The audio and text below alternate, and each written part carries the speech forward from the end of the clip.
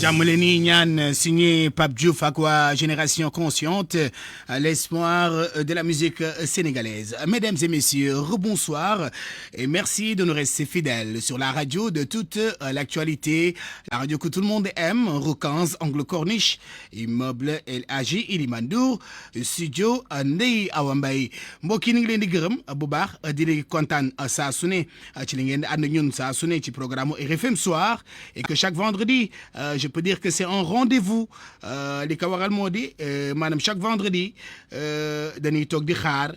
gan gi kan lay doon tey kan leen fas yéene partagel tey kan leen fas yéene waxtaanal tey nag vraiment nu am koo xamante ni que ko ñëpp ràññee ci réew mi koo xamante ni que kenn dootu ko présenté titi ci ay jalooreem ak i manooreem. En général dëkk bi bu tàngee dafay faral di génn, bu dëkk bi nekkee si ay sikki sàkk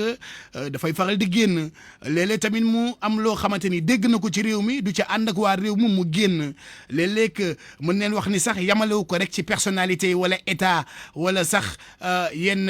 maanaam kilifa yi, moom ci boppam sax day dem ba wàcc ci xale yi di wax ak ñoom,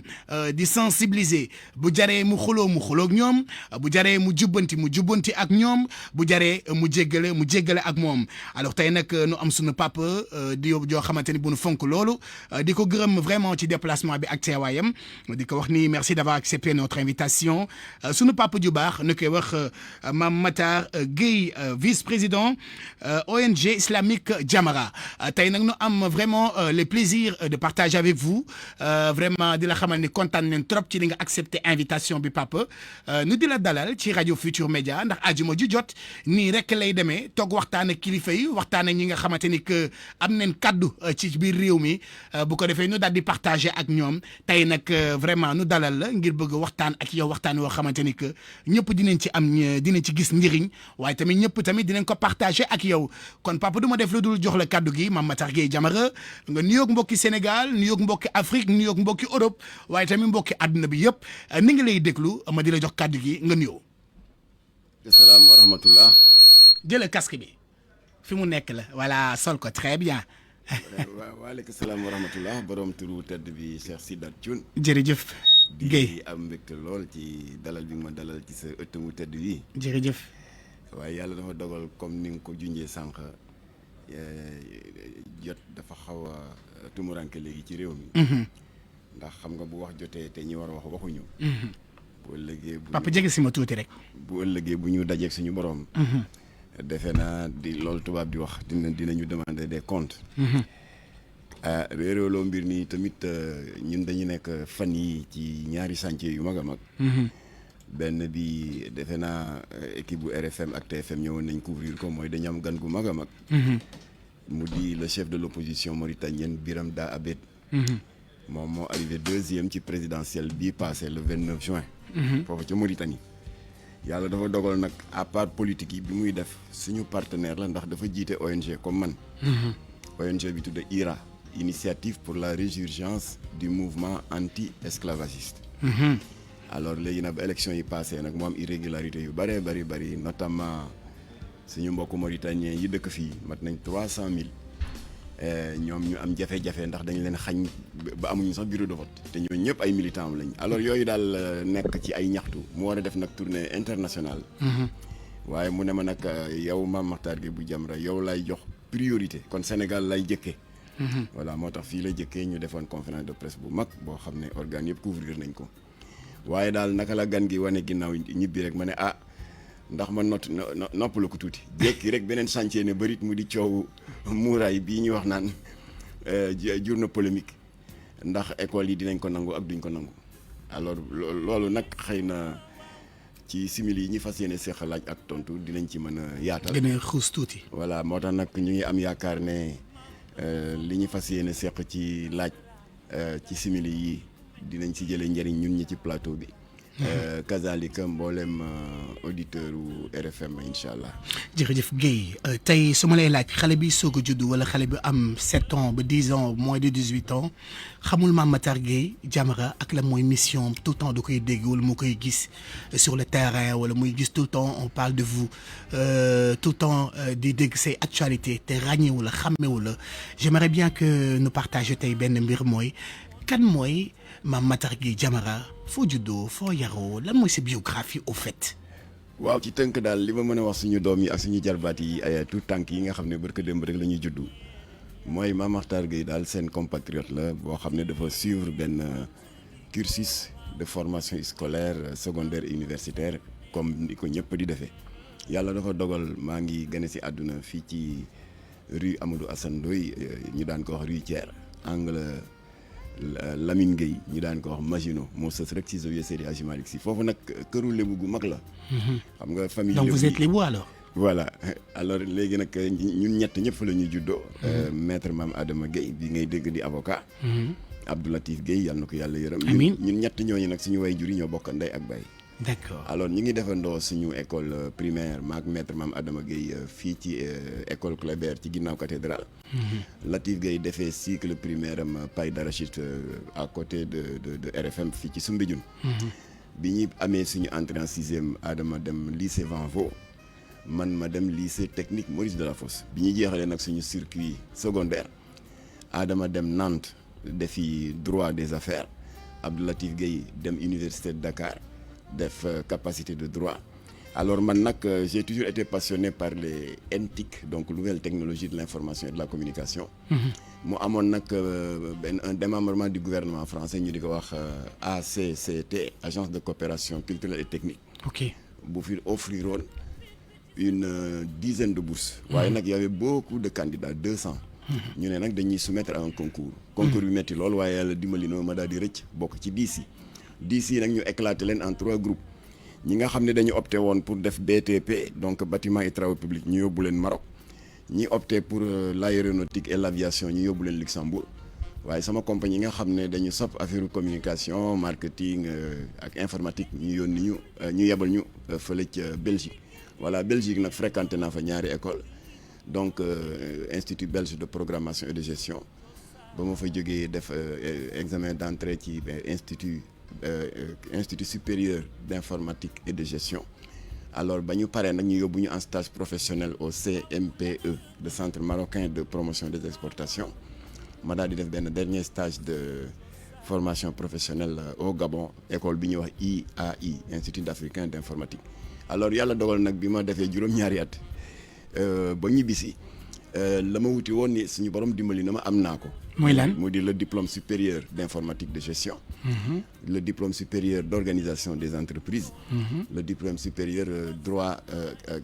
commercial. alors ba ma ne cëpp Dakar nag ni bépp étudiant di def boo ñibbisee loolu laa def fab ay demande sànni benn Grand Moulin sànni benn port sànni benn Air Afrique boobu Air Afrique yi ngi dund. sànni benn fii ñuy wax CICES centre international du commerce extérieur te ñu gën ko xam ci turu foire. bon bi ma defee entretien d'embauche yëpp mais foire daal fa laa gën a amoon yaakaar pour sama carrière. alors effectivement ba ma ñëwee dañ ma ne sa profession mooy tu es un informaticien de gestion. alors waaye fii informatique amu fi yow la ñu bëgg na nga créer ñu un service informatique et puis la connexion réseau de tous les départements. Alors c'était un défi et très angoissant parce que moo doon sama premier métier. C'était le 1er janvier 1989. mooy sa premier test tamit. Alors yàlla dimbali na ma en l'espace de 6 mois. ma réussir à informatiser la comptabilité la facturation et les salaires. bu ko defee marge d'erreur yi wàññeeku. pendant ce temps-là maa ngi doon liggéey. Sous la supervision d'une société sénégalo-américaine ñu di ko wax Silicon Valley. alors ma nekk foofu nag comme le premier chef du service informatique de l'histoire du CICES. alors de janvier 89. ba 2008 ça fait donc 19 ans comme chef du service informatique. alors comme que Ablaye Wade bi mu amee son deuxième mandat en 2007 dafa ne woon ñi ko jàppale woon dana leen responsabiliser. Iba Der Thiam mu nommé ko vice-président assemblée nationale ndem si yàlla si Mademba Sock mu nommé ko PCA ASER agence sénégalaise d'électrification rurale Abdou Latif Guèye mu nommé ko ambassadeur Cheikh Abdoulaye Dieye borom Allahu Wahidun Baye Cheikh Bamba Dieye ñu ne ma ko PCA Sonnet alors man mii nag Mame Makhtar Gueye Abdoulaye nommé ma PCA président conseil d'administration du CICES ma occupé poste PCA bi de 2008 ba alternance bu Macky Sall la ñëw en 2013 muy 5 ans kon nag 5 ans comme président de conseil d'administration. En 2012 Macky Sall. waaw 2012 mais après resté naa fa 1 an voilà donc jusqu'en 2013. ok kon 5 ans comme président de conseil d'administration du CICES 19 ans comme premier chef du service informatique ça fait 24 ans voilà sama retraite jot nag état bi daal di ma libéré alors bu ko defee ma gën a am jot nag pour toppatoo Jamra voilà kon nag tout tànk yi seen nijaay seen baay foofu mooy jaar-jaaram di sàkku si yéen ñaan rek ndax liggéey bi mu ngi doog a commencé. parce que Jamra moom comme ni ngeen ko xamee ay combat la suba matin midi soir. gis nañ loolu sax ay combat la matin midi soir dañu gis ni ki nga xamante ni yaa ko utu biir Jamra mooy Abdou Latif Guèye paix à son âme que Dieu l'accueille dans son paradis vraiment yoroon na Jamra mais dafa mel ni ba nga jëlee service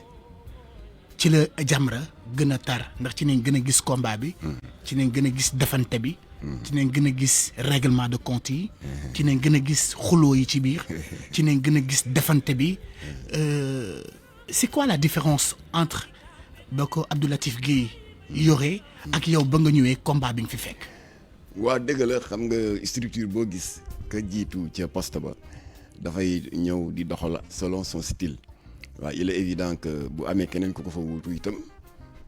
kooku dana ñëw pour doxal waaye itam day indiwaale jikkoom indi caractère am indi style am alors wax nga dëgg ba Abdou Latif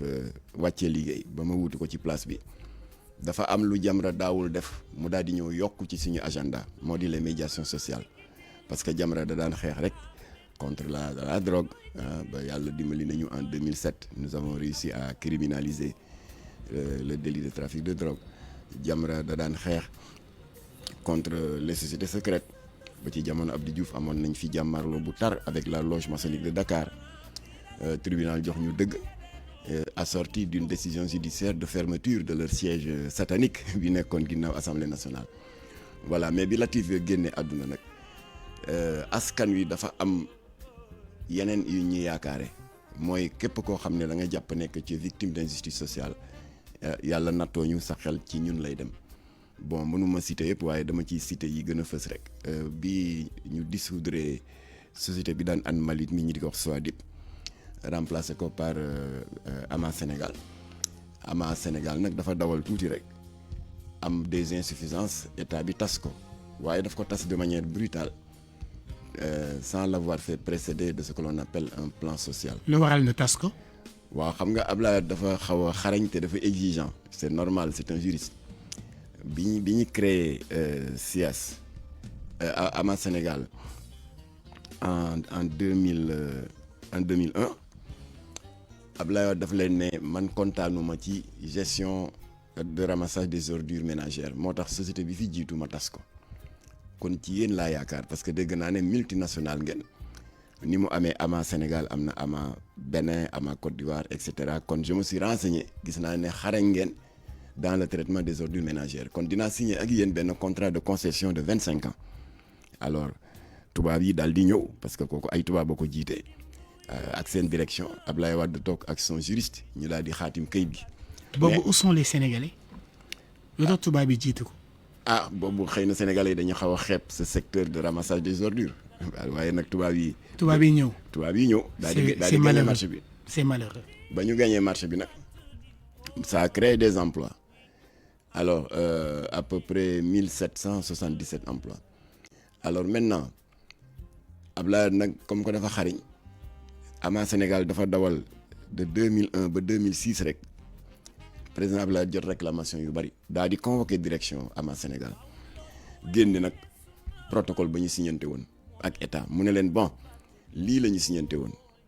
une vingtaine de points point numéro 1 da ngeen jëloon engagement ni 19 communes d'arrondissement yi commune bu ne di ngeen ko affecté 2 camions de ramassage commune Sangam am na 2 camions commune Sangam 2 mais commune bii benn yi si des yëpp 0 mu ne deuxième insuffisance wax ngeen ne usines yi nga xam ne dañuy produire des déchets toxiques wóorul ñu di ko ngeen di ko tuur ca décharge publique ba nekk Mbëbës ndax Mbëbës dafa am ay quartier populaire yu ko wër lu demee ni Kër Massar lu demee ni Malika ngeen daal di proposer ne au lieu ngeen tuur ko Mbëbës da ngeen di def loolu ngeen tuddee dans votre jargon l'enfouissement technique bu ñu lay pas respecté Ablaye daal noonu la toppee point yu protocole bi ba presque 80% des points gars yi sàmmonte wuñu ak seen kàddu Ablaye ne leen nag kon sëy bi mënul continuer dañ koy dakkal tubaab bi ne ko waaw d'accord waaye protocole bi am na lu ñuy wax clause de résiliation bu wax ni ki jël initiative pour tas sëy bi mooy jox moromam ndàmpaay Ablaye ne la amul benn problème danaa leen fay indemnisation yi mais duma leen ko jox yéen parce que yéen multinational ngeen boo leen perdre un marché au Sénégal da ngeen dem rattraper ji ko feneen duma leen ko jox yéen parce que vous m'avez laissé 1777 chômeurs kon la ma leen naroon a jox comme indemnisation liggéeykat yi laa koy jox ama Sénégal ne d'accord waaye nañ ko signé alors Ablaye daal di woo agent judiciaire de l'État qui s'appelle maître Abdoulaye Dianko ñu daal di ko xaatim alors léegi nag agent bi état bi daal di tas ama Sénégal foofu nag la erreur amee de la part d'Ablaye Wade parce que xam nga dans les pays occidentaux une entreprise pour insuffisance de résultats bu ñu demee ba war ko tas dañuy jiital lu ñuy wax plan social nag rencontre tripartite la entre l'État les syndicats et l'ex-employeur bu ko defee man fekk na ay entreprise de sidérurgie en Belgique bi nga xam ne def naa fa juróom-ñaari at bi ñu ko waree tas dañu toog réunion boobu ma lay wax mu di rencontre tripartite ñu daal ne bon personnel bi ñaata lañu ñu ne temps lañu ana ñi nga xam ne ils sont à 1 an 2 ans 3 ans de la retraite ñu ne voilà liste baa ngi ñu teg daal ne bon ñooñu dinañ leen fayal li leen dese woon ci cotisation pension retraite pour que bu ñu retraité seen pension bañ cee loru ñu ne bon ana ñi nga xam ne c'est des jeunes te dese na leen 15 20 25 ans de carrière ñu ne liste baa ngi ñu ne yéen comme que dese ngeen doole on va vous redéployer dans d'autres secteurs d'activité ñu ne bon enfin ana ñi bëgg a def départ volontaire ñu ne ñu ngi nii ñu ne bon dinañ waxtaan ak yéen ba d'accord sur un montant d'indemnisation alors ba nga xamee ne nag tous les travailleurs sont sécurisés ñu doog a tas entreprise bi voilà comment ça se passe dans les pays occidentaux mais fii nag en Afrique et particulièrement au Sénégal c'est l'inverse dañuy def la charrue avant les bœufs dañ koy tas ba pare ne waa dem leen toog on verra alors on verra boobu nag moo indi problème et on verra boobu nag moo duré de 2006 li ñu tasee ama Sénégal ba 2016 ça fait 10 ans travailleurs yi fëgg nañ fu ne ut nañu façon avocat bu ne mais pourquoi c'est tout le temps les travailleurs qui qui en pâtissent voilà au fait les pots cassés c'est les travailleurs voilà mooy li ma la wax rek balaa ngaa tas entreprise da ngay woo liggéeykat yi waxtaan ak ñoom maanaam ñoom ñuy saraxe daal sécuriser leen oui ñii nga wut leen foo leen redéployer ñii nga jox leen ay ndàmpaay mais rien de tout ça dañ ko tas ba noppi nag mais toog leen on verra boobu nag moo def 10 ans ba mu defee 10 ans nag pour expliquer la nouvelle démarche bi am ci Jamra contrairement ak bi fi Latif nekkee ñoom ñoo sol seen dàll ñëw ba Jamra ne ci yéen la ñu yaakaar pour ngeen dox tànku jàmm suñu diggante ak état alors bref ma daal di bind lettre président de la République monsieur Macky Sall la boole ma ak premier ministre yàlla na ko yàlla yërëm Mohamed Boun Abdallah Dionne Mohamed Boun Abdallah Dionne boole ma ak Amadou Ba ministre des finances Amadou Ba boole ma ak l'agent judiciaire de l'État di Antoine Diome après nag ñu daal di def une réunion commune donc man ak kilifa yooyu ma la wax ñu ne waaw da nga nekk état bi jëloon na engagement ne la mu waroon fay comme indemnisation pour la rupture du contrat à la direction de Ama Sénégal léegi liggéeykat yi la koy jox ma ne waaw loolu état bi moo jël engagement bi dëgg la du woon yéen ci nguuru Ablaye Wade la mais y'a le principe mais l'État aussi c'est une continuité voilà ñu ne ma ana kayit ga ma daal di ko génne Amadou Ba jël liir daa ne kii day Ablaye Dianko moo ko signé de agent judiciaire de l'État nee na daal en terme d'arriéré de salaire d'indemnité de congé d'indemnité de licenciement état bi amel na 3 milliards 98 millions à Ama Sénégal alors premier ministre nee ma nag Makhtar je suis d'accord que on doit payer bien que du ñun suñu régime ñoo créé ce problème là waaye su ma la waxee nii que mën nañu ne tëxëñ en plein mois de juin de l'année 2016 génne 3 milliards 98 millions ndàmpee ko liggéeykat yi su ma la ko waxee doo ko gëm ma ne ko wax d'accord mais comme que bor la.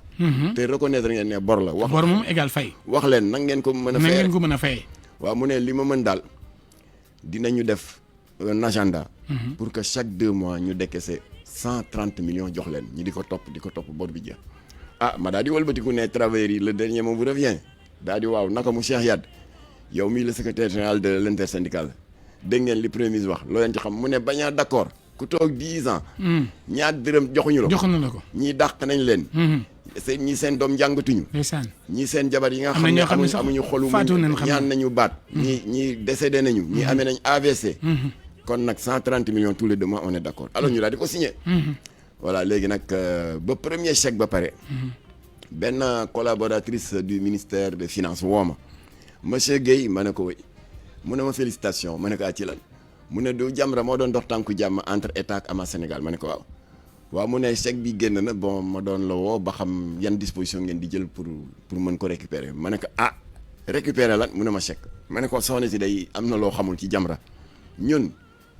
bu ñu suñu ay compatriotes sàkkoo ci ñun ñu dox tànku jàmm seen diggante ak état. yàlla dimbali ni ñu ba ñu convaincre état. document à l'appui. que état moo tooñ te dafa war a fay. bu état d'accord pour fay donc dès l'instant que les fils du dialogue sont renoués entre l'état et ceux qui étaient victimes d'injustice à partir de ce moment suñu mission jeex na on se retire chèque du jaar suñu loxo xaalis du jaar suñu loxo ndaw si ne ma pourtant Amadou Ba vous fait confiance ma ne ko non man awma aucun problème personnel ak Amadou Ba. bi ma ko xamee duggagul sax ci politique bi il était à la direction générale des impôts et domaines. def naa fa ay intervention ba tey en faveur de certains commerçants yoo xam ne li ñu leen tiré ci TVA dafa ëpp. donc awma problème moom waaye principe la ndax ñun dañuy weex dung. suñ ko doxee ba mu réglé état na wax directement ak liggéeykat yi jox leen seen xaalis. mu ne waa mais ñoom dañu bari 1777. ma ne ko dinaa la jox bindal responsable syndicaux yi Cheikh Yade. c'est le secrétaire général du Front unitaire. jëlal numéro de téléphone Madani Sy c'est le secrétaire général de que les intersyndical qui Front unitaire. ma ne ko boo leen woowee ils vont s'organiser ils vont aller prendre un notaire un huissier ou un avocat. voilà léegi chaque échéance bu 130 millions génne ñoom ñoo koy encaissé waaye bu mu jaar ci loxo Jamra. voilà kon benn exemple ngoog bu wane ne bi fi Latif di jógee. ce nouveau volet de combat-là, aux côtés des victimes d'injustice sociale, parce que nous avons fait des Latif contre la dégradation des mœurs, contre les trafiquants de drogue. Contre... Mais n'empêche que drogue est là, wàññeeku na de. bari. fan yii déggoon nañ fi ay ñaata tonnes. bëri na. donc kon est-ce que seen combat aboutir na au fait parce que li ngeen di xeex ba léegi mi ngi fii. waaw xam nga loolu suñu combat contre les trafiquants de drogue su ma yaboo ne ci nguuru Abdou Diouf lañ ko gën a jël. la gën a taree voilà parce que Nations Unies ni mu koy faral di defee. dafay inviter des ONG à travers le monde yu yëngatu dans différents secteurs waaye comme que ñoom dañu waroon def une conférence à Vienne moo nekk mooy capitale Autriche. le 18 juin 1987 ñun ñu jot invitation bi. Latif moo waroon dem représenter ñu. ma ne ko balaa ngaa dem demal nga tàggu président de la République. Voilà, parce que l'État aussi a été invité. Nous, en tant qu'organisation non étatique, nous avons été invités. Voilà, pour qu'on harmonise nos positions. Et ces positions-là, voilà, c'est une position, moi, bien Abdou Diouf recevoir. On a 2 propositions à faire à l'Assemblée générale des Nations Unies. Quelles sont les 2 propositions? 2 propositions, moi, ni Nations Unies instituées journée mondiale de lutte contre le cancer, journée mondiale de la femme, journée mondiale de ceci. Dañu bëgg comme que le fléau du trafic de drogue lëmbee na réew mi te ñi ci gën a loru mooy tout tànk yi ak néew yi doole yi dañu bëgg Nations Unies instituer une journée mondiale de lutte contre la drogue. Abdou Diouf ne 2e point bi lan la ñu ne ko 2e point bi dañu jàpp ni que trafiquants yi ni ñu noggatoo Sénégal dafa ëpp. Latif ne ko dama lay jox exemple benn drogue ñu di ko wax héroïne c'est une drogue de luxe boo xam ne gramme bi rek 80 000 francs la mu ne benn narcotrafiquant boo xam ne daf fi bëggoon dugal 10 kilos te xam nga 1 kilo 1000 grammes la kon nag benn gramme di 80 000 kon nag 10 kilos yi ça fait 800 millions. Wow. Alors Latif ne ko narcotrafiquant boobu balaa muy jël ay risques balaa muy yabal mule bi mooy intermédiaire bi koy yóbbu parce que les gros bonnets ñoom ils ne s'impliquent pas ils sont à l'ombre de tirer les ficelles. Alors mu ne ko mule boobu aussi lu xaalis neex day évaluer les risques parce que drogue boobu mu ngay jógee Triangle d'Or Birmanie Thaïlande Laos. waaye dafay transiter par l'Amérique du Sud te diggante Amérique du Sud ak continent ouest africain océan Atlantique rek moo fi dox. kon kooku bu jógee Amérique du Sud war a jëm si Afrique de l'Ouest kan lay jëkk a jot. Eh bien loolu Senghor doon wax de manière très poétique que Dakar se trouve dans la pointe occidentale la plus avancée. alors kon Dakar mooy jëkk a jot mooy bakken bi. mu ngoog. ok alors moo tax ñun ñëpp ba ñu nekkee tout tànk bu ñu daan xool suñu carte géographie daañu ne daal Sénégal Dakar dafa mel ni bakkenam. mooy bakken bi exactement. alors Abdou Diouf Abdoulaye kii Latif daal di wax Abdou Diouf ne ko narcotrafiquants yi nag balaa ñoo ñëw comme que Afrique de l'Ouest mooy point d'entrée bi dañuy def des évaluations de risque alors masalan ñu ne nañ jéem a jaar Gambie daal di jël code pénal Gambie surtout bi fi Yaya Jammeh nekkee. daal di yee ñi ay dof lañ ay 20 ans la ñuy tëjaate daal di teg de côté daal di ne waaw tey ñoo jël code pénalu Nigéria daal di ubbi xool daal di ne ñii de ñoo gën a kànnasu Gambiens yi parce que en fonction quantité bi ñu la jàpp. ça peut aller jusqu'à la peine de mort. daal di ne waaw tey ñoo jël code pénalu Sénégal ñi jël code pénal Sénégal ubbi xool daal di ne fii day dégg naa 6 mois la 6 mois day te 10 kilos d'héroïne 800 millions kon nag 800 millions jar na tëdd 6 mois de bés. Latif ne Abdou Diouf nag looloo tax depuis 2 décennies le Sénégal est devenu la poubelle du trafic sous-régional de drogue. Abdou Diouf ne ko loolu mooy deuxième point mu ne ko waaw mu ne kon qu'est-ce que vous allez proposer aux Nations Unies ma ne ko ñun Latif ne ko ñun li ñuy proposer mooy une augmentation des sanctions pénales pour que au moins ñu harmoniser suñu législation par rapport aux pays qui nous entourent. Abdou Diouf nag ne waaw yéen boo leen demee amu leen droit à la parole. Latif ne ko xam naa ko moo tax ñu ñëw fii pour xool naka la ñu mën a état mën a jàppale kon Nations Unies daf ñu invité comme observateur. Abdou Diouf ne nag danaa leen booleeg sama ministre de la santé mu di Marie Sarr Mbodj jox leen ko tous ces documents là boo leen demee moom bu yéegee à la tribune des Nations Unies dana xam nu mu koy plaider. alors wax dëgg yàlla ndaw si def na fa une prestation bu mucc ayib. ba yàlla dogal am nañu ndam ci ñaari point yëpp ba ñu ñibbisee Abdou Diouf recevoir nañu wan nañ ko nee nañ ko Xavier Pérez de Cuéllar secrétaire général des Nations Unies approuvé na proposition Jamra parce que nee na bi proposition Jamra di ñëw dafa tombé beneen dëkk def la même proposition muy le Canada. après nag Nations Unies boole ñaar yi ba pare nag Xavier Pérez de Cuéllar def une synthèse pertinente dafa ne yéen pays africains yi heureusement Sénégal jël les devants parce que narcotrafiquants yi dañu bari alal bari doole léegi am na ci sax ñoo xam ne dañu am sous-marin kon kenn ci yéen mënul am la prétention de pouvoir faire face seul aux assauts des narcotrafiquants kon seen muccuwaay mooy dëkku Afrique yi bokk frontière di partager les mêmes espaces économiques seen muccuwaay mooy ngeen harmoniser seen législation. parce que bu Gambie di dóor 20 ans Nigéria peine de mort Sénégal 6 mois mais il est évident Sénégal mooy nekk le maillon faible. alors ñu ne Abdou Diouf nag loolu la Nations Unies wax kon la balle est dans notre camp il faut Sénégal yéegal niveau sanction yi. au moins par rapport ak dëkk yi ñu wër. alors ñu ne ko deuxième point bi Nations Unies jox nañu ci ndam pour la journée mondiale de lutte contre la drogue moo di ils ont voté la résolution 42-122 du 9 décembre 1987 qui a institué chaque 26 juin ñuy màggal dans le monde entier journée mondiale de lutte contre la drogue kon nag tout tànk yi nga ma doon wax sànq que bëggoon nga ma tënkal leen suma jaar-jaar kon nag yéen tout tànk yi maa ngi leen di yëgal ne foo leen déggati à travers le monde la résolution 42-122 du 9 décembre 1987 di instituer chaque 26 juin journée mondiale de lutte contre la drogue. na ngeen am fierté ne loxo Sénégal ngi ci biir. jërëjëf je vous rappelle que tey ni nga invité Mame Matar Gueye Jamra tey mooy invité kër gi mais tout le temps c'est. waaye nag dama daaneelul ci affaire li ngay wax ne trafic bi dafa mel ni tey la gën a wulee ñaay. oui. alors maintenant bi Nations Unies defee loolu ñu ne Abdou Diouf nag yéen état yéen ci des pour matérialiser. l'augmentation des sanctions pénales. Abdou Diouf nag wax dëgg yàlla il était animé de bonnes intentions waaye tey ëllëg suba ngoon ba alternance su 19 mars 2000 egsi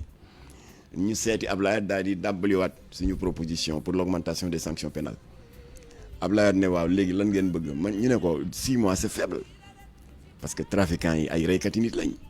ñu ngi kannasuloo xale yi ñu ngi yokk insécurité bi ñu ngi tas yi ñu ngi dégg nga di déstabiliser l'économie nationale à cause du recyclage de l'argent sale. Alors ñu ne ko nag léegi dañu bëggoon ñu criminaliser le trafic c'est-à-dire yamba bi local ñu criminaliser ko criminaliser l'opito bi jógee Nigéria brown bi jógee Ghana ak cannabis bi jógee Mali alors bu ñu ko criminaliser nag narcotrafiquants yi dañ xam ne Sénégal day dafa kann su léegi comme Gambien ak Nigéria yi moom ay 10 ans lay dóore léegi Ablaye ne waaw c'est une pertinente idée dëgg la du saafaraal le trafic à 100% waaye dana jouer rôle loolu tubaab yi di wax épée de Damoclès qui va planer désormais sur la tête des narcotrafiquants dinañ ne Sénégal day ñoom tamit ay dof lañu ay 10 ans dañuy dóorante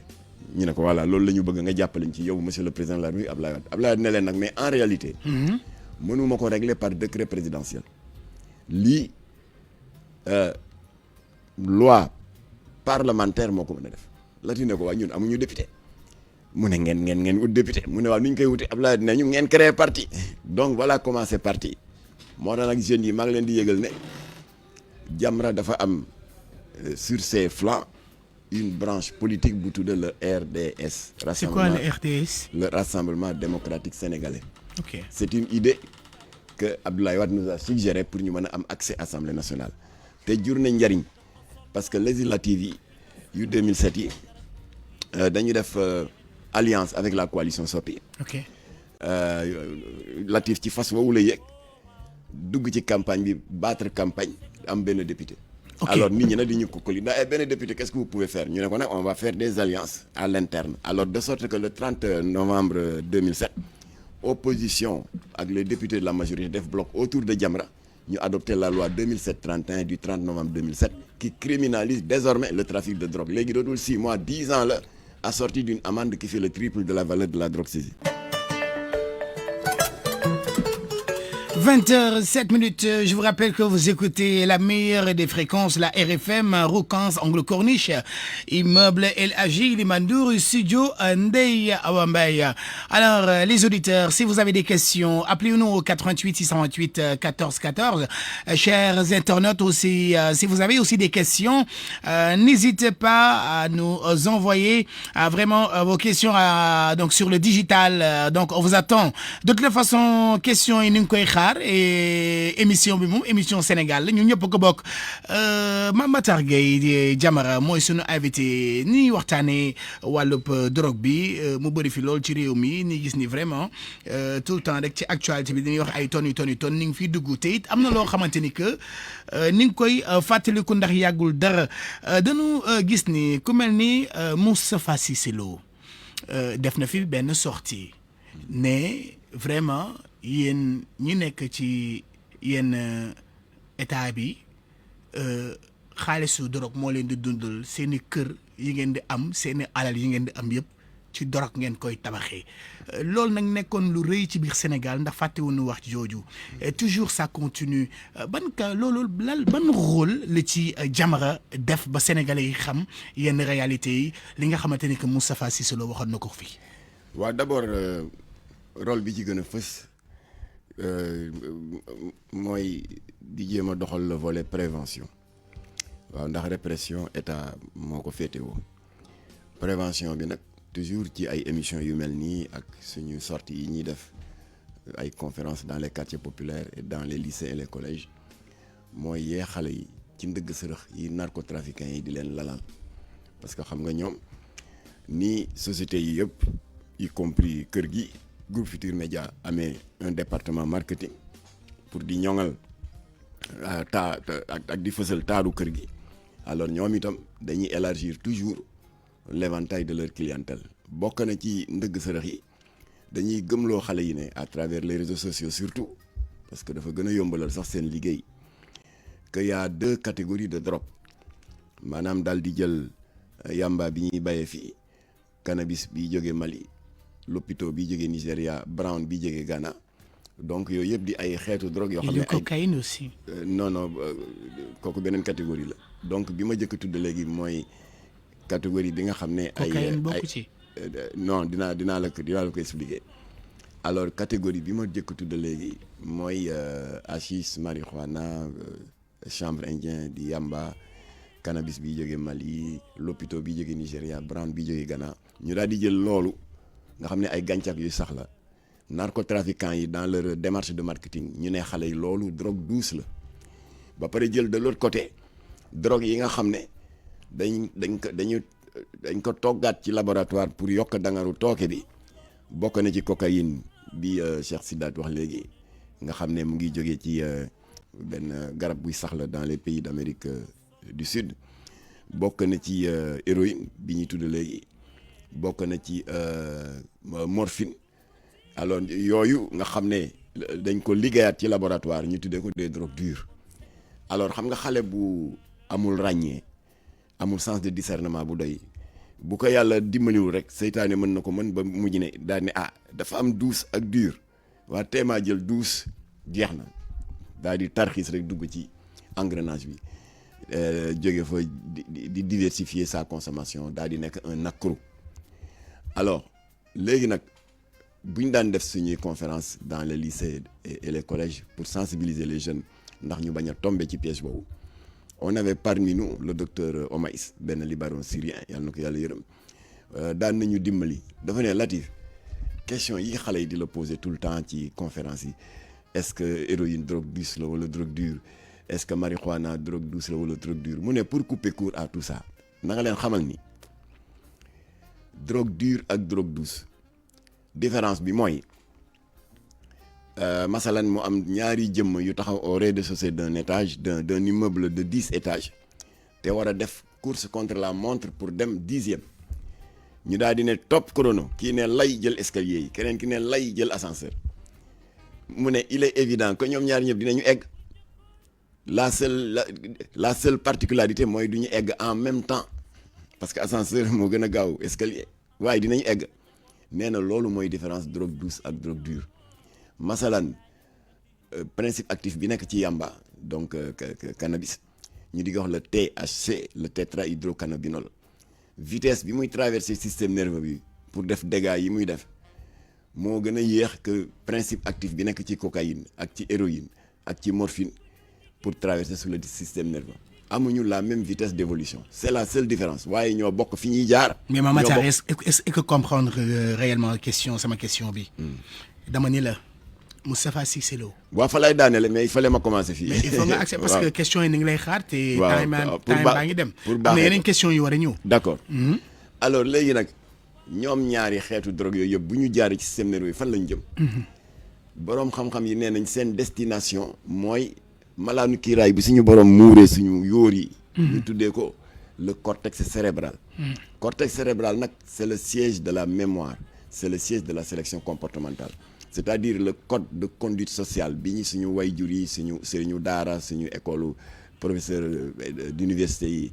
baaxee fa lay stocké wu ñu xam lu yiw ak lu yëwul lu yiwadi ak lu kii alors drogue yi nag bu yéegee moo xam THC bi jóge ci yamba te am une progression lente dans le système nerveux wala principe actif bu cocaïne bu ñu ñëwee ba ci cortex bi seen effet mooy dañ koy anesthésier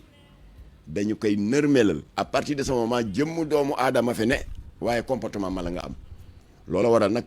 koo xam ne da nga nekk sous l'effet de la drogue lépp loo jombul woon en étant lucide su boobaa lépp loo jomboon en étant lucide su boobaa dootoo ko jomb voilà kon xale yi bu ku leen waxati naan bii drogue douce la bii drogue dure la na ngeen fas loolu drogue c'est drogue vitesse bi ñuy yàqe moo dul benn. alors léegi nag Moustapha Cissé Lo dafa am lu mu am solo lu mu wax te boo gisee Jamra defoon communiqué sargal ko ndax dama jóge woon ci benn audience avec le ministre de la justice Sidiki Kaba il m'avait reçu mars avril 2016 ma ne ko bureau exécutif Jamra ñoo ma yónni parce que dañu dégg ne y a des menaces qui pèsent sur la loi 2007-31 te Assemblée nationale sargalee ko Abdou Latif Gueye ñu tuddee ko la loi Latif Gueye qui criminalise le délit de trafic de drogue ndax peine yi dañu nooyoon ay 6 mois ki 3 mois ñun xeex nañu avec les conseils du président Abdoulaye Wade ba dugg nañu assemblée ñu yéegal daan yi léegi minimum 10 ans la assorti d'une amende qui fait le triple de la valeur de la drogue saisie waaw léegi nag y a des acteurs de la justice yu ko bëgg a remettre en cause sous prétexte que dafa nekk à l'origine de l'encombrement des prisons ma ne ko nag tey encombrement prison yi ma ne ko monsieur le ministre li ko waral xam nga ko ndax effectivement booba cour d'assises moo amoon ma ne ko incendie volontaire kuñ si jàpp fu ñu lay yóbbu correctionnel wala flagrant délit mu ne ma non cour d'assises ma ne ko infanticide fu ñu lay yóbbu mu ne cour d'assises ma ne ko vol à main armée mu ne cour d'assises vol de bétail cour d'assises trafic de drogue cour d'assises ma ne waaw cour d'assises nekk un fourre-tout comment voulez-vous que ce ne soit pas encombré te li nga xam ne moo injuste te suspect nga daal di xool crime yooyu ma lim yëpp nga daal di duut baaraam drogue bi ne voilà le responsable de l'encombrement des prisons ma ne ko c'est injuste et c'est suspect waaw mu ne ma monsieur Guèye maa ngi lay gërëm léegi dama la bëgg dalal sa xel boo gisee encombrement bi ñëpp di jàmbat c'est parce que les procédures d'instruction sont lentes te nee na li ko waral c'est Sidiki Kaba qui parle bi ma recevoir en 2016 mu ne ma li ko waral cour d'assises day fonctionner par session donc bu amee des cas criminels comme yi nga wax infanticide vol de bétail vol à main armée incendie volontaire trafic de drogue alors nee na cour d'assises daf ciy àtte li mu mën dans le cadre de la durée de la session la ca xajul ñu renvoyer ko beneen session comme ça ñooñu injustement dafay prolonger seen durée de détention préventive mu ne ma li may dalal saxal nag mooy fin décembre bii au plus tard parce que lii ma lay wax nii sama audience ak moom 2016 la mu ne les cours d'assises seront supprimés parce que code de procédure pénale bi ak code pénal bu bees la ñu bëgg a tëggaat ñu remplacer ko léegi par des chambres criminelles yi nag léegi contrairement ak cour d'assises yi dañ koy implanter dans les 14 régions te dafay fonctionner de manière ininterrompue alors loolu daal di dalal suñu xel mais terewul ñuy noggatu ay jeunes tuxkati yamba di leen ngàdd des sanctions trop lourdes ñun ñu bind Macky Sall ne ko la loi 2007-31 trafiquant de drogue yi la moo ko tax a jóg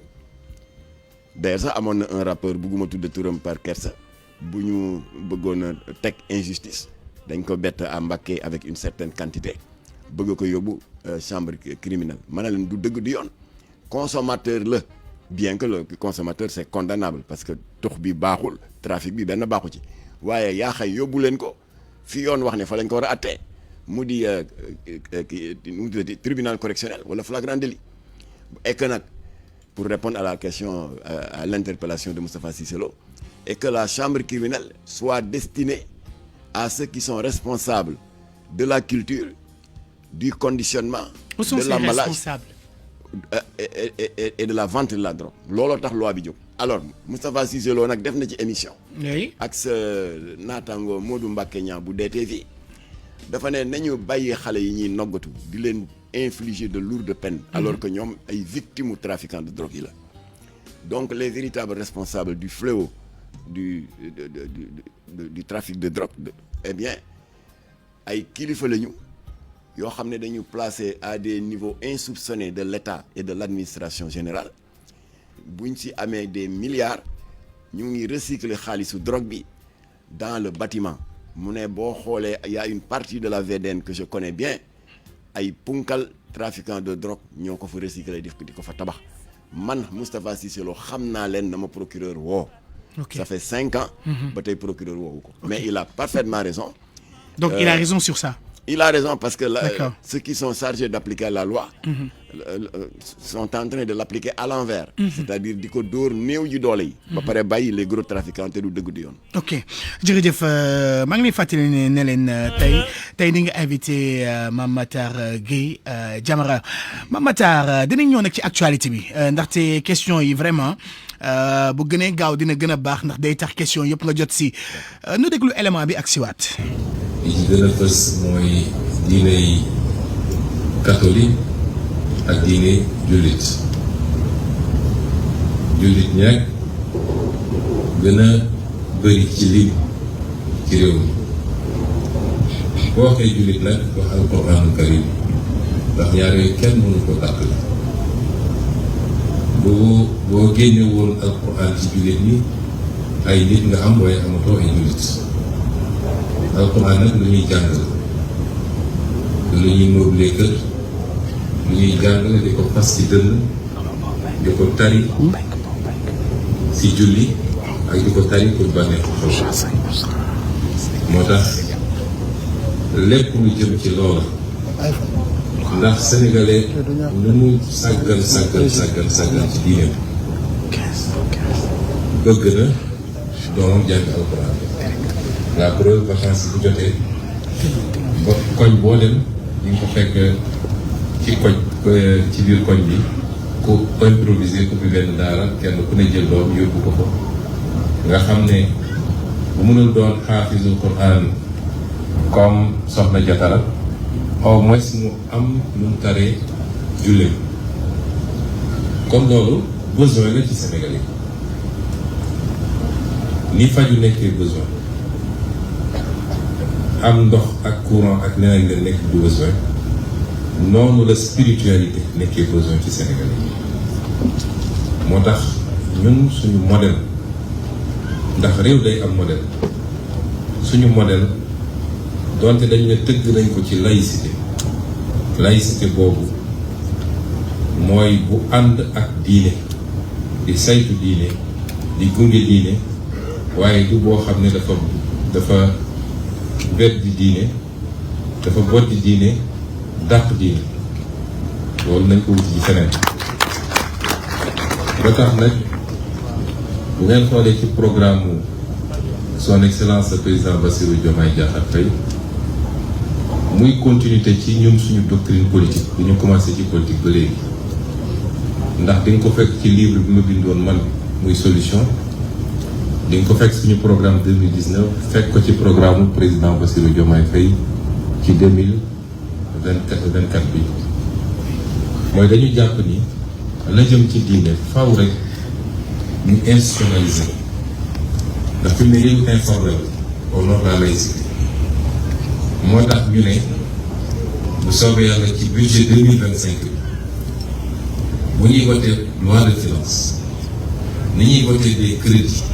ne lii pour paj mi la lii pour càmm gi la lii pour mbay mi la lii pour léegi noonu la ñuy voté un budget pour le culte boo xam ne dina mën a jàppale diine ji moo xam jàppale nit ñi ci lieu de culte yi jumaa yeeg mosquée église yeeg ñoom seen waaye na mën a jàppale njàngale bi aussi mooy daara yi ak yeneen yu ni mel loolu dafa am solo moo tax ñu leen rassuré ni mbirum daara yitte bu rëy la ci ñun président Bassirou Diomaye école bu ma yóbbu doomam mu fay jàngee école boo xam ne la day jàngale alxuraan di jàngale tubaab kon kooku daara ñor na ko man mii di wax ak yéen sama kër dama faa ubbi daara tey soo demee ñu rek xale yi ñu jàng kon mu ngi dalal seen xel soxna si te du yem ci loolu waaye monsieur le ministre de l'éducation yi nii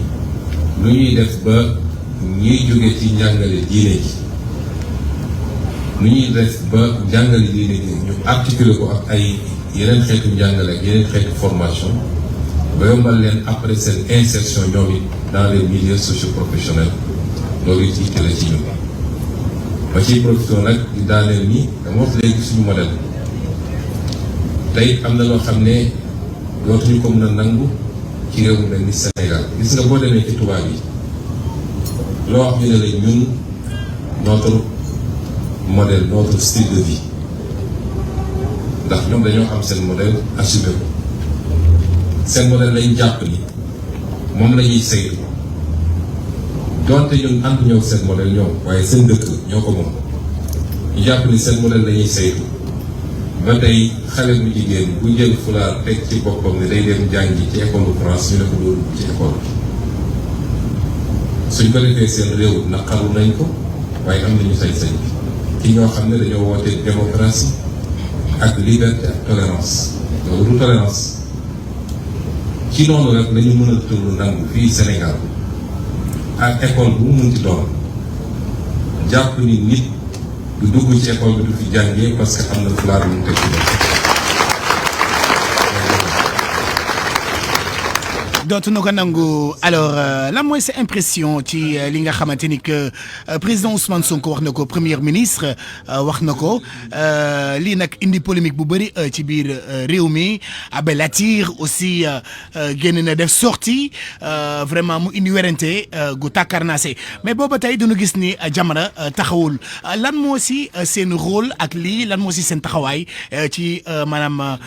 discours bi nga xamante ni que président Ousmane Sonko wax na ko premier ministre. waaw xam nga Sénégal dafa am xeetu feebar bu ñu dal ñun ñëpp te gaaw ñoo daaneel mu di feebaru mariirando. mariirando. waaw ndax qu'est-ce que vous voulez dire. mariirando bii ngay dégg tey. sur la polémique sur le port du voile. oui. lu waay gàtt xel xam nga ne Jamra moo jëkk a jóg lors de la rentrée scolaire de 2011. daal di def conférence de presse ginnaaw bi nga xam ne nous avons été saisis par des parents d'élèves yu wax ne dàq nañu une vingtaine d'élèves au collège Hyacinthe Thiandoum bu Grand Yoff foofu la tàmbalee boobu kenn tuddul woon waxi Jeanne d'Arc alors ma daal di jóg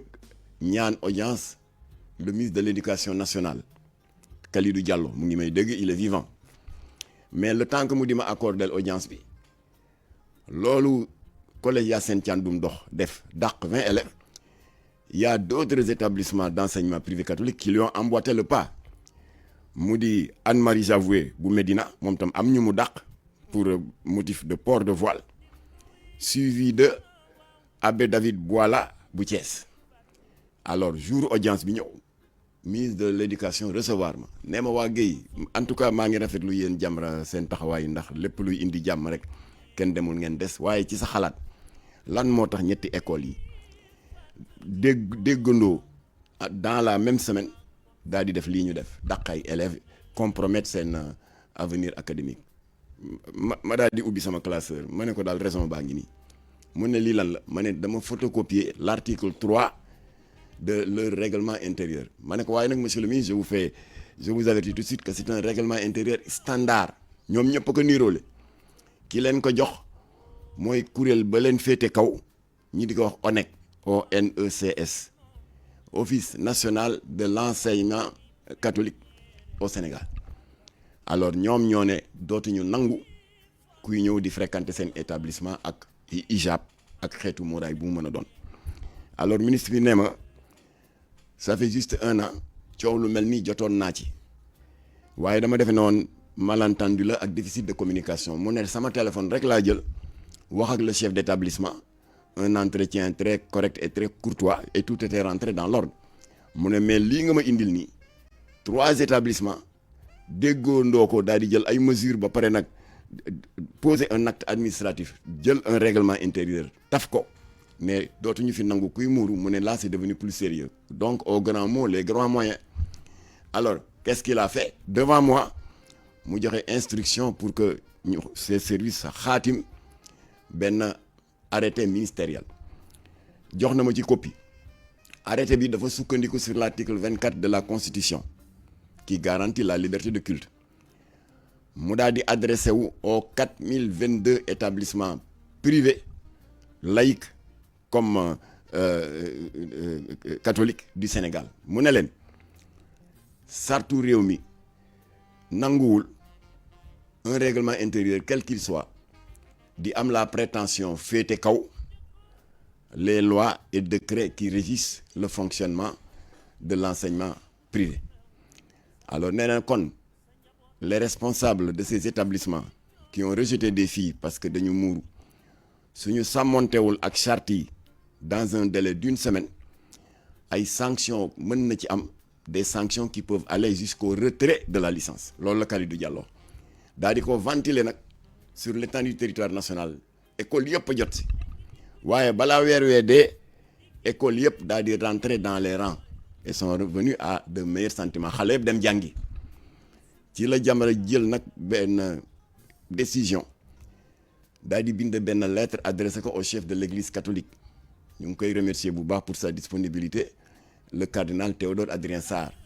bu xoolee dans ses archives date bii ma koy jox bu ko demee dana ko gis ñu ngi ko adressé le 18 octobre 2011 di ko féliciter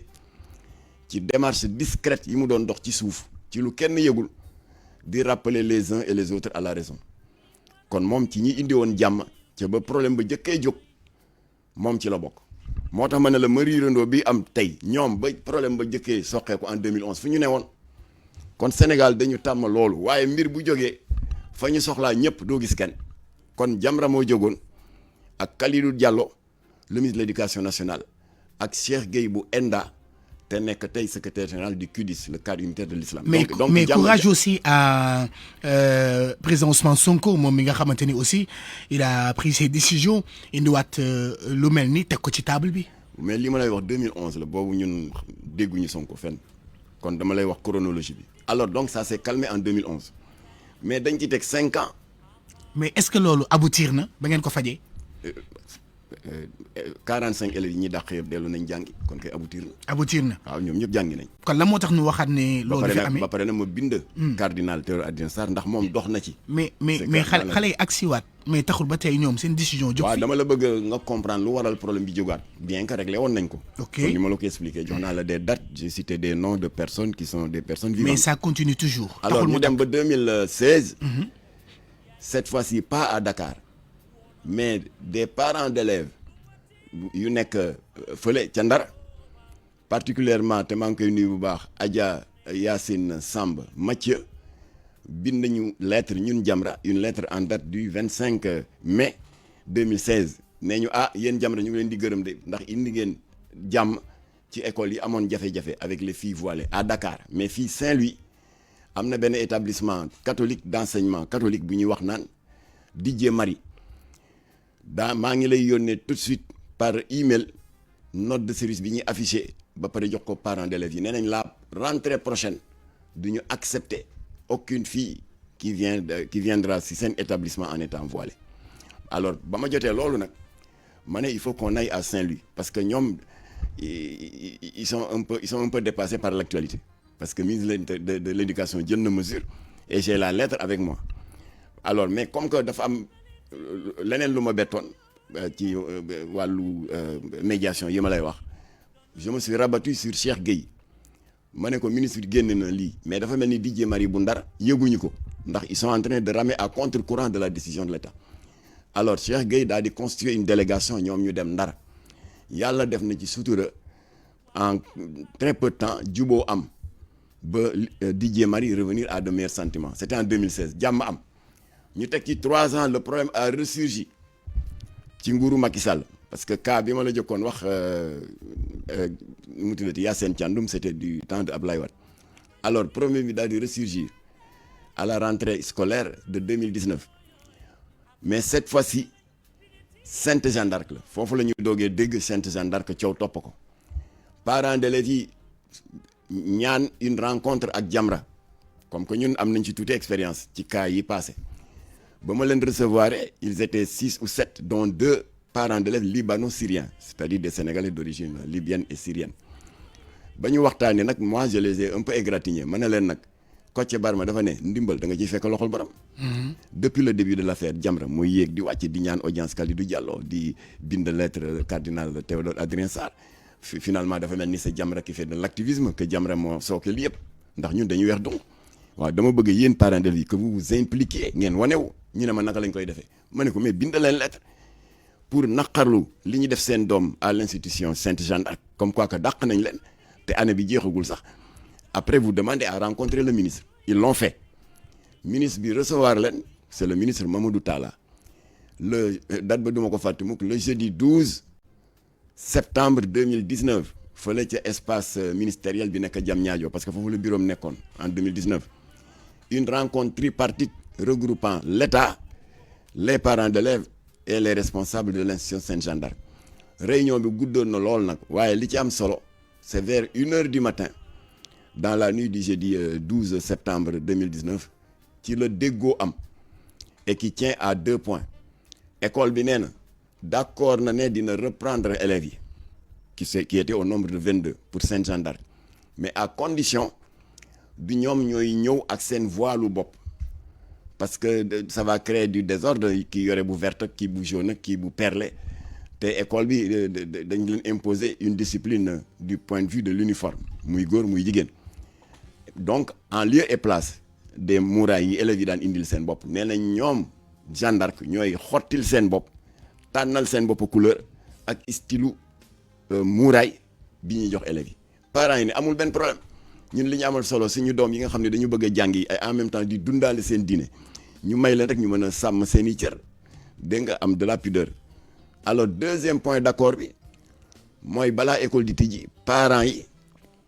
ak autorité école bi et en prenant à témoin l'IA inspection d'académie bi dañu war a def une dernière réunion pour que devant l'inspecteur d'académie école bi rappeler les 2 points d'accord yi ma lay wax loolu tam daal di am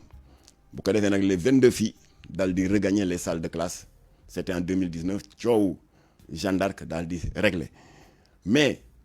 école dafa tijji rek parents d'élèves yi woo ma complètement paniqué waa Guèye on comprend pas elles ont été rejetées ma ne pour quel motif mu ne école bi nee na mesure boobu mu jëloon pour que ñu joxal leen seen bopp ñoom école bi ay voile tànnal seen bopp couleur c'était une mesure transitoire n'est-ce pas et que ça ne concernait que l'année scolaire 2019-2020 waaye après bu année boobu jeexee parent bu ne na nga jël sa responsabilité yóbbu sa doom feneen donc le problème était resté entier boo gisee ma expliquer la chronologie bi pour wan la ne tous les régimes qui se sont passés ont le même problème la même maladie c'est un problème de suivi Sénégal administration et quel que soit le régime politique nag seen grande carence suivi moo amul kon c'est pas étonnant. Kon il y a pas de suivi au fait. C'est pour cela que ça continue alors. C'est pour cela le problème a ressurgi. Continue tout le temps. Le problème a ressurgi après le discours du premier Ousmane Sonko. Loolu dafay wane ne que le feu pour utiliser une formule consacrée était en train de couver sous la cendre parce que boo jëlee ay xal moom la ko ci barama di wax mëpp baaxul mëpp mooy nga jël ay xal sous prétexte que xal yi daf la gêner sotti woo ci ndox wala leneen nga daal di jël doomu taal yi nekk ci rebooru ànd bi muur ko dëgg la xal yi dinañu gëmm n'est-ce pas mu mel ni problème amatul waaye bu ngelaw li ñëwee off doom bi rek xal yi jolliwaat. mais dañu gis ni président Ousmane Sonko lii mu relancé waat tegaat ko. parce que boo mënoon na cee bañ a dikk wax ni yeneen mais aussi lu yitteel Sénégal lii lan la si Jamra def ak lan moo seen taxawaay. waaw li si Jamra def moom donc nettali naa la ko. waaw nettali nga instant bi nii waaw ma ñëw. nettali naa en 2011. d'accord ni ñi désamorcer la crise après notre audience ak Kalidou Diallo. nettali naa la Didier Marie démarche bi Jamra def en partenariat ak Cheikh Gueye bu ENDA. nettali naa la tamit bi ñu recevoir parents d'élèves yi encouragé leen à aller rencontrer Mamadou Talla le ministre. voilà mais léegi bii lu tax sentir na si Jamra. malheureusement mesures yi ñuy jël y a pas eu de suivi alors léegi nag. Le discours de Sonko a été l'élément déclencheur, n'est-ce pas, de la, comment dirais-je, dafa nekk élément bi déclenché le fait que problème bi ñëwaat parce que gis nga dafa wax rek sa ëllëg sa rek un éminent membre de l'église daal di riposter. mais là c'est à solliciter. Lan c'est pas à solliciter. Le discours de Sonko. li mu wax ci affaire voile bi. non xam nga ñun Jamra par expérience ci wàllu médiation. yow ànd nga ci wala àndoo ci. Man je suis tout à fait contre ay mesures étatiques yi ñuy jël dans le cadre d'un discours public te fekk en priorité waxuloo ak les véritables acteurs yi nga xam ne non sois plus clair. nga ne. gënal leeral. dama lay jox exemple. xam nga daloon na fi Macky Sall ñun ñu def conférence de presse dénoncé ko xam nga lu Macky Sall la def en 2015 les États du Sahel dañu waroon am daje fii à King Fahd Palace sur le thème de la sécurité et de la menace djihadiste dans la sous-région kàngam yëpp ñëw ministre de la sécurité de l'intérieur ou des forces armées d'une quinzaine de pays de la sous-région wax ji moo doon Boko Haram dafa toll woon ci diggu dooleem ba pare di diversifier ses modes d'action dans les attentats léegi doo dañu placer ay voitures piégées et autres dañuy utiliser des femmes kamikazes yoo xam ne dañuy takk 15 à 20 kilos d'explosifs ba pare sol benn hijab benn burqa mooy muuraay qui part de la tête aux pieds dañuy xotti fii bët yi nekk rek pour mu mën a gis alors il y a eu beaucoup d'attentats dans des bus am 15 morts 20 morts dans des marchés ba premier élément d'enquête yi génne ndekete femme bi def lii dafa déclencher une ceinture explosive te ba mu koy def burqa la soloon Macky Sall nag jël fa parole mais comme que solution la ñuy ut te solution amagul man je propose que ñu interdire burqa mais malheureusement pour lui le lendemain presse bi dafa ne le président de la République Macky Sall décide de l'interdiction du port du voile Macky daal di paniquer dafa woote ñi yëngatu dans les associations religieuses ñu daal di ñëw kii la yónni woon sax moom Mouhamadou Bamba Ndiaye amoon na tamit yeneen kilifa yu jógee Touba Tivaouane et cetera alors Macky s'est expliqué devant nous daal di ñu tegal vidéo bi daal di ne man dama ni comme que Boko Haram mu ngi def ses actes de violence meurtrière contre des populations civiles en utilisant un symbole religieux muy la burqa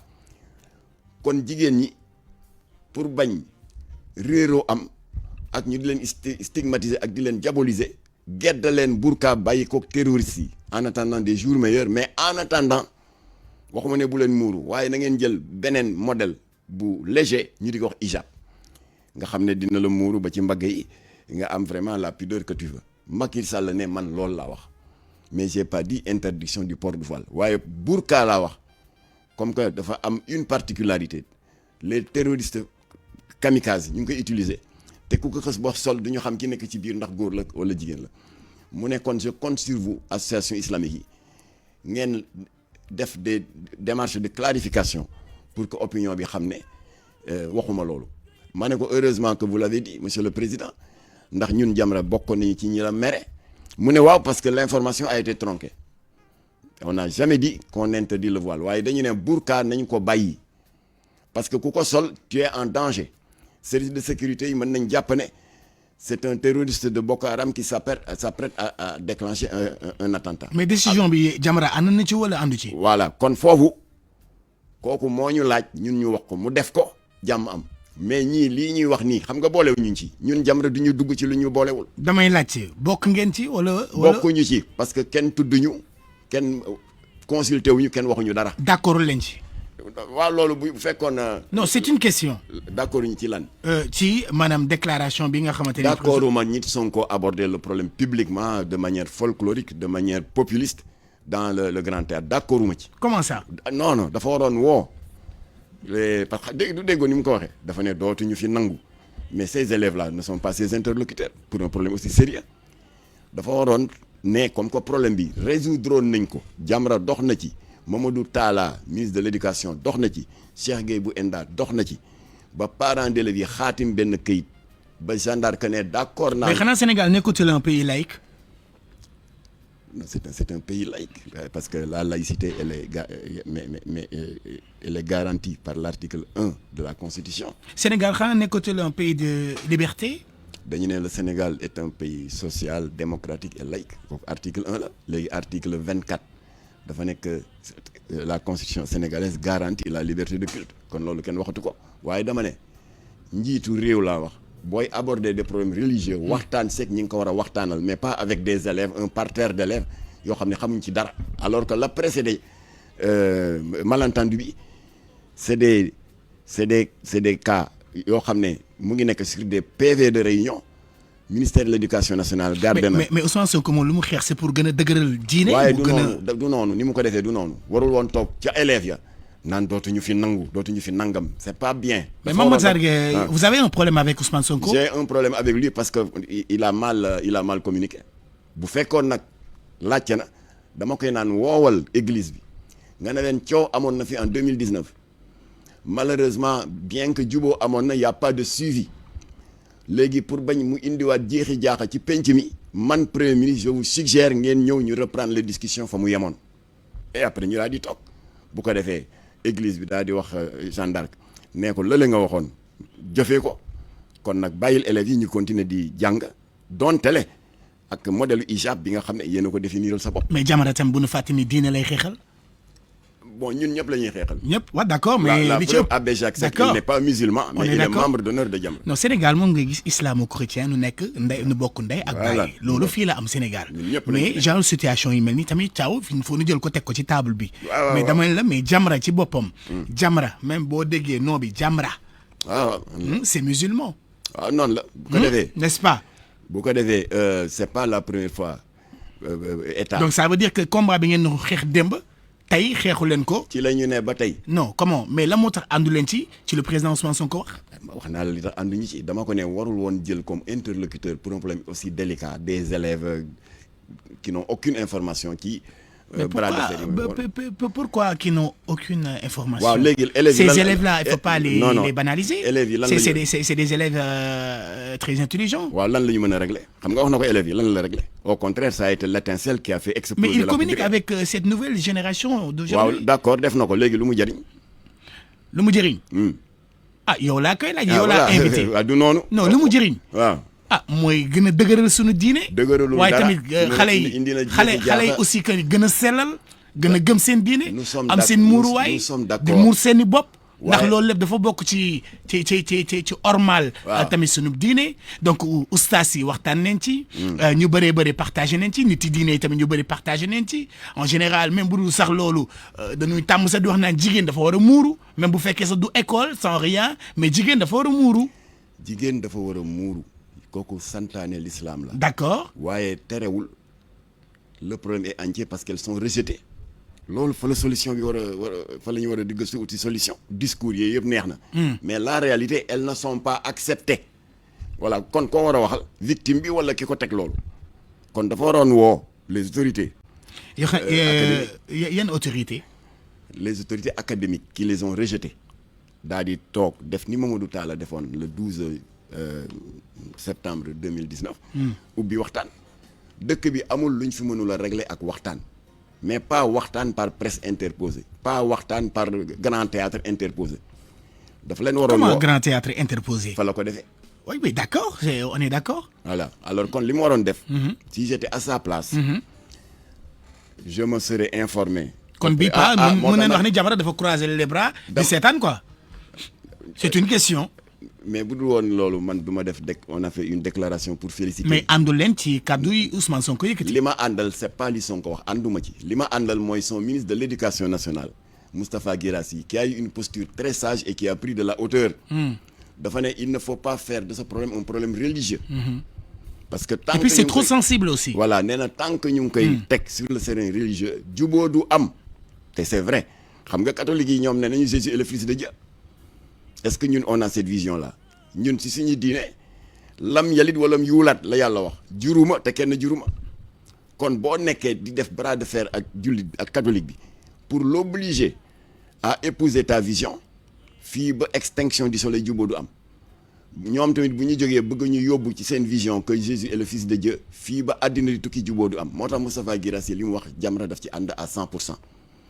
nee na bu ñu dugal débat bi dans le domaine religieux. C'est pas un problème de religion, c'est un problème de règlement intérieur. Et il a raison. Démarche yi ma la Jamra expliqué yëpp ak résultats yi ñu ci am ba ma bind lettre le 18 octobre 2011 au cardinal Théodore Adrien Sarr di ko remercier de nous avoir soutenus discrètement dans notre démarche de pacification yooyu yëpp qui objet de discussion bi c'était les règlements intérieurs. Voilà kon su ma doon Ousmane Sonko premier ministre. bi ma xamee ne bu ma demee grand théâtre je vais évoquer un sujet aussi délicat te xale yi dara lañ ci mënul dinaa leen ne danaa ñu ngi waajal waxtaan. mais lan mooy xale yi dara nañ ci mën pourtant xale yi c'est l'avenir de demain xale yi noo yor ëllëg. waaw d'accord léegi wax na ko xale yi. waaw d'accord ça réglé quoi. mais xam nga c'est un problème aussi nu jël xale yi teg leen de côté te pourtant xale yi nooy avenir u ëllëg ndax yaakaaroon ne xale yi ci ne ñoom neen war a gën a sensibiliser ndax mag xam na ba noppi mais xale neen war a xamal. waa sensibiliser mais xale aussi tamit neen war a teg ci yoon. léegi ma ne di la laaj xam nga sensibiliser na xale yi. oui est-ce que xale yi mën nañ autoriser seen bopp pour dugg dans un établissement qui les rejette à cause du voile. mais ça c'est votre rôle en tant que mais attends mais li nu dugal xale yi kañ. mooy waajur yi ñoom it xam ne ni lii nu def nii. tamit ñoom dañ ci war a indi seen appui. waaw man daal pour tënk suñu position ci mbir mi. N'en faisons pas un problème religieux. te Moustapha Guirassy a raison. D'accord. C'est un problème administratif. ñoom règlement intérieur la ñu yor. te un règlement intérieur n'est pas, c'est une œuvre humaine. qui n'est pas parfaite. Ça peut toujours se discuter. Alors bu boobaa nag je pense que la discussion doit porter sur ça. ndax dëkk bi amul luñ fi mënul a régler lépp waxtaan la loo xam ne du waxtaan. daloon na fi Macky Sall à part burka bi. daloon na ko fi sur les réformes constitutionnelles yi doon waajal référendum bi en 2016. man ba ma gisee les différents points. qui devaient être soumis au référendum. rafetlu naa réduction du mandat présidentiel de 7 ans à 5 ans rafetlu naa le nombre de membres du conseil constitutionnel ñu yokk ko au lieu de 5 ñu def ko 7 ndax assemblée nationale mën a bokk ci ñiy tànn. rafetlu naa woon li ñuy augmenter sañ-sañu jigéen ñi en matière de propriété foncière waaye bi Macky Sall indee un point touchant la laïcité naan li ñu ci jublu mooy renforcer l'intangibilité de la laïcité. Jamra a fait une conférence de presse et a appelé les Sénégalais à voter contre le référendum, le projet de référendum du président Macky Sall. mu am benn jege ñaay lam bu ma woo naaw dama bëgg boo amee jot ma jaar kër ga ñu waxtaan ma ne ko ñëwal. mu ñëw ne waaw ñun dañ daan gis Jamra lépp luy def jàmm luy dëgëral démocratie bi ngeen di dox. or 16 points yi tout le monde sait que jigéen ñi dana yokk seen sañ-sañ en termes de propriété foncière. conseil constitutionnel dinañ ko yaatal au lieu de 5-7 la. di ma liimal. waaw dama gis nga lancer benn appel à vos amis sympathisants et autres. pour ñu voter contre. lu waral loolu ma ne ko li waral loolu fa nga tijjee sa wax. affaire laïcité bi ngeen di laal bu leen ko laal. bàyyi leen di enfoncer une porte déjà ouverte yéen état boo leen bëggee laal lu sensible waxtaan leen ak ñi nekk ci secteur bi ba ngeen am lu leer ngeen doog ko mettre en œuvre ma ne ko la preuve moo di sénégalais kenn mënu leen jox des leçons en matière de bonne convivialité interconfessionnelle c'est ça la laïcité ma ne ko à la fin du 19e siècle pour citer 3 grandes dates amoon na fi sëñ Dakar bu ñëw Elimane Diol mu daal di am ñaari nu mu tuddati évangéliste chrétien yu ñëw tàggu ko muy père Aragon et le frère Siméon ne ko dañu bëgg a dem Kayor en mission d'évangélisation waaye Kayor dafa am kilifa c'est le Damel donc en 1847 la lii ma lay wax Sénégal du woon république il y avait des petits royaumes ñu doon jaar ci yow nga introduire ñu mu ne amul benn problème ndax ni ngeen def noonu la foofu moom moo fay kilifa alors mu daal di leen introduire ba pare jox leen feu vert ñoo ñu dem waaye ba ñu demee dès le lendemain il a eu la désagréable surprise d'apprendre que jàpp nañu leen ci la bind une lettre incendiaire et pour les chercheurs les étudiants et autres je vous donne la date 18 mai 1847 boo leen demee Archives nationales gis ko moom le grand serigne de Dakar Elimane Diol menacé le Damel du Kayor ne ko yow les frères Aragon le père Aragon et le frère Siméon ñëw fii tàgguma ne dañu bëgg a ñëw nemmeeku ci seeni talibé dans une mission d'évangélisation ma ne leen nañu jëkk a jaar ci yow ñaan la ndigal nuyu la parce que yaay buntu bi nga dem jàpp leen tëj leen maa ngi lay yëgal ni boo leen laalee ne serait-ce que un seul cheveu man Elimane Diol danaa la déclarer guerre yow Meïssa Tenda Ndior une guerre qui peut durer 30 ans. Wow. Alors kon sénégalais yàgg nañ di dund laïcité parce que kooku doon défendre ces évangélistes là jullit la évangélistes yi ay catholiques lañ soo demaatee tamit ba bi ñu war a inaugurer la grande cathédrale de Dakar le 5 février 1936 le pape bi fi nekkoon mu ngi tuddoon Pie XII dafa amoon ngant